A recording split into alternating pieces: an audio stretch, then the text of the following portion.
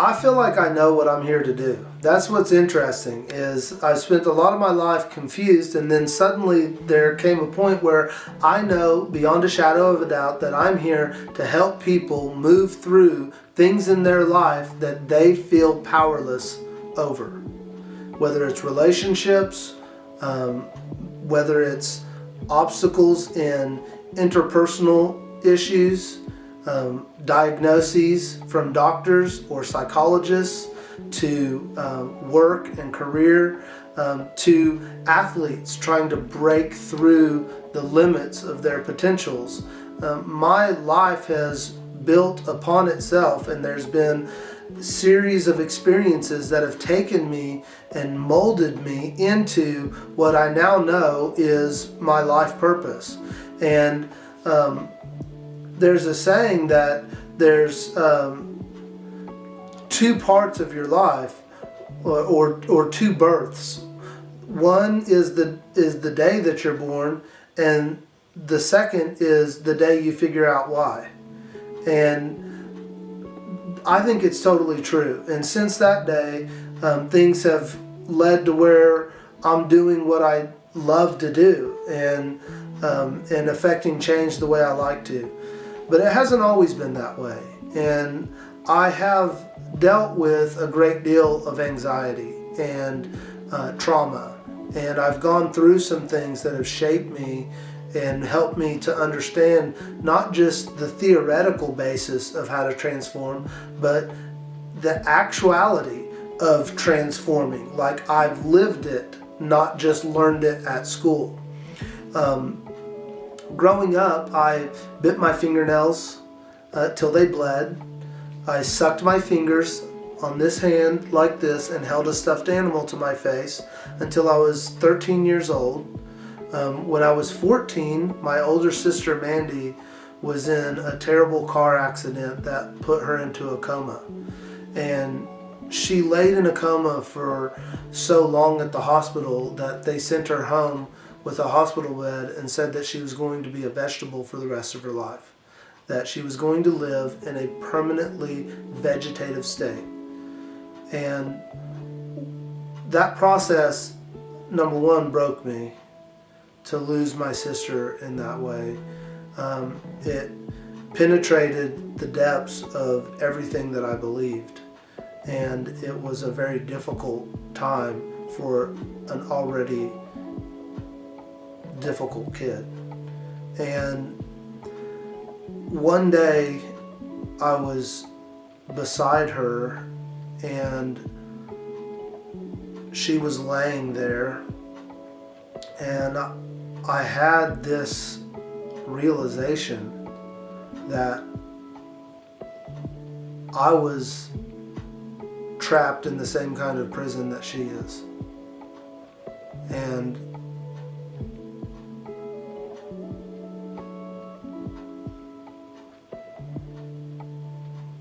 she didn't have any control. There was nothing she could do about her situation.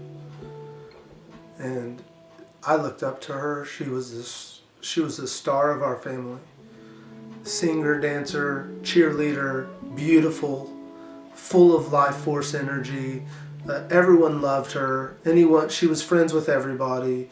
It was devastating to our small town in Jones, where I was born, this small little Oklahoma town. It was devastating to the entire town what happened to my sister. And, she didn't have a way to find the key to unlock the prison that she was in.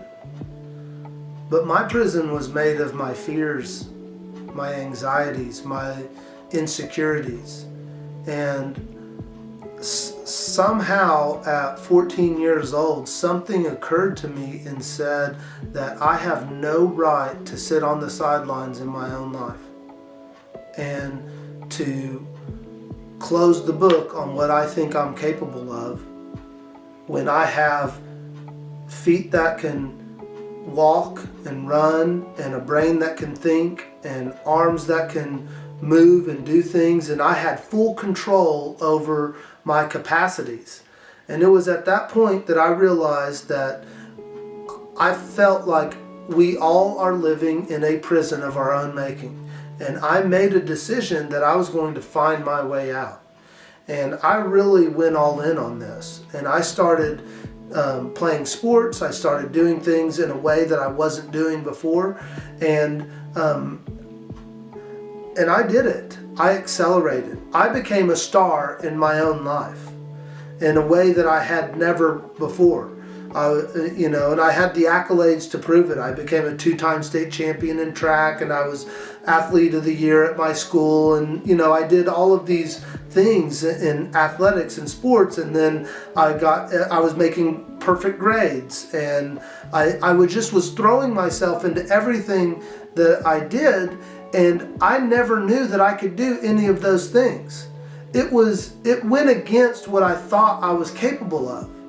But because I was going all in and really going for it with every ounce of my life force energy, because I felt like I had that experience with my sister where she couldn't.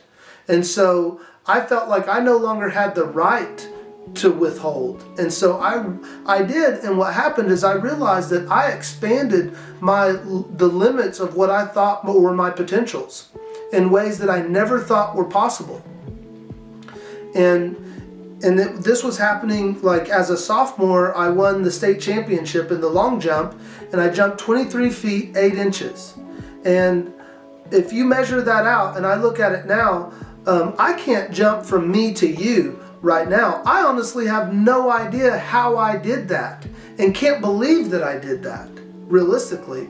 And that kind of energy is now what I bring to my clients and every person that I come into contact with. And I've continued to do this with myself. I graduated law school, and as far as people with my last name, I'm the first and only person that has graduated from a college, much less a law school. And so I never thought that was possible. I never thought of myself as being smart or intelligent. But I continued to say, I have no right to not go and throw myself at whatever I'm curious about and interested in. And I took that as a divine guidance, like what I'm curious and interested in. And I didn't go, oh, well, I don't know if I can do that. I just would go for it. And I would just start the path, apply, do it, and miracles happen along the way. I got into a law school that, frankly, I don't think I deserved to be in, because I just said, that's where I want to go to school. That's what I'm interested in. That's where I want to be. And I went for it. And I did all the things they asked me to do. I wrote everything, and I did all the applications, and I took the tests, and I got in. And realistically, even when I compared myself to the other students that were in the school, their LSAT scores, etc., I probably shouldn't have been at that school, realistically. It was a miracle. And these kinds of miracles have continued to happen for both me and my clients through the processes that I have been blessed to learn and undergo in my own life, and then from my mentors. After law school, I decided I didn't want to practice law, and through a series of experiences that would have never happened had I not gone towards law school, I ended up in Los Angeles, California, working for the most famous psychologist of our time, Dr. Phil. And I spent almost 20 years working with him and his advisory board side by side, creating treatment plans for people, every guest that would come on the show, doing crisis interventions, doing all kinds of things that I never thought would be possible, and that were even outside of my education range. And my main mentor, Dr. Frank Lawless, who was the chairman of the Dr. Phil Advisory Board and a world-renowned brain scientist, he wrote the book, literally Retraining the Brain, and of course like 20 other best-selling books, taught me not only how to heal myself and transform, but also how to help others. And these things happen not because that's what I was setting out to do. And I think that's the most fascinating thing about the journey of life, is it's not necessarily about what you think you're moving towards. So following your curiosity and your interests, it doesn't really matter whether you get to that thing or that place that you think you're heading towards, because what happens is you become something along the way of moving towards them when you're really going for it, when you are really putting yourself fully, going at it with all of yourself. Then what happens is you become something along the way that can never be taken from you. And it's like the cave that you most fear to enter holds the treasure that you seek. That comes from Joseph Campbell, who was brought to me by one of my mentors who wrote a book called The Hero with 1,000 Faces. And it's a fascinating study about the stories that we tell in cultures, religions, and in tribes around the world. And he found what are the overlaps of these stories. And he put together, through hundreds of students that were studying these things at the PhD level under him, he put together a map of what he calls the hero's journey. And when you follow this mapway, which has been traveled by many of us that have come before, and you follow their trajectory, but only in your footsteps. Another thing that he says is if you can see footsteps on the path in front of you, you're on the wrong path. It's not yours. That's interesting, isn't it? Because we're all here to follow that singular path that is our own soul's destiny or trajectory that's going to elevate and transform us in a really profound way. And when you link into that and you find your purpose and your mission, and you find what it is that you're ready to go after, and you make a choice that you're willing to do whatever you need to in order to go beyond the limits that you feel and think are on you as an individual, that's when life, I think that's what Jesus meant when he said, I came to give you life and give it more abundantly.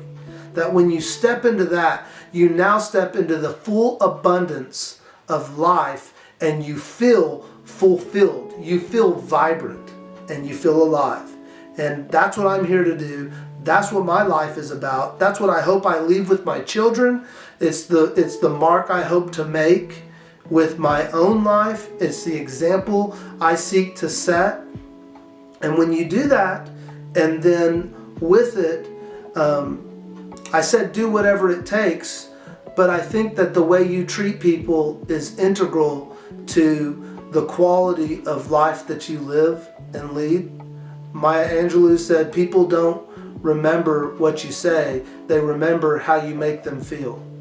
And so when you couple that kind of invigorated action with a true empathetic and kind approach to humanity itself, to your brothers and sisters in this world, then I think now you've elevated your game to a level in which no matter what happens to you, you feel good.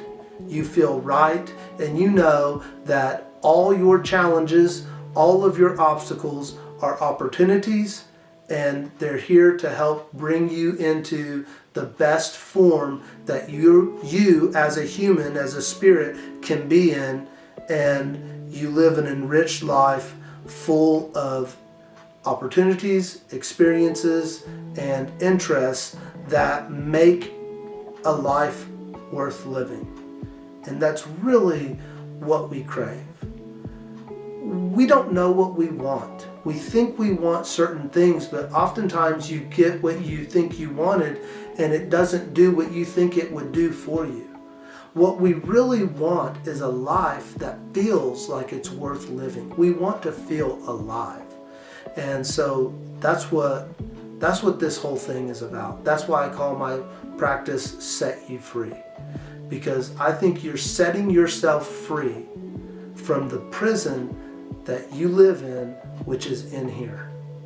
And you hold the key. You're the only one that can unlock it. Nobody's coming to save you. Nobody can do it for you. You have to do it for yourself. And when you do, then you start the next part of your life which takes you on adventures that you never thought were possible.